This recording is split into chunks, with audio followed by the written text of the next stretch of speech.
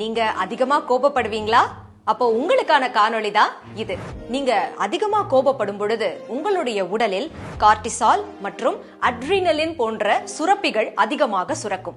இந்த சுரப்பிகள் அதிகமாக சுரக்க சுரக்க நரம்பு மண்டலம் பாதிப்படையும், கல்லீரல் பாதிப்படையும், மேலும் இருதயம் கூட பாதிப்படையும்.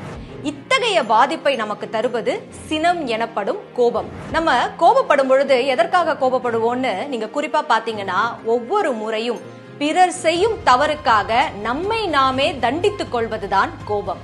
அத்தகைய கோபத்தை நாம் விடுவது நமக்கு நல்லது. சில சமயங்கள்ல கோபமா இருக்கும் பொழுது நாம் எடுக்கும் ஒவ்வொரு முடிவும் தவறாகவே இருக்கும். இதனாலதான் ஆத்திரக்காரனுக்கு புத்தி மட்டு என்ற பழமொழியும் உண்டு.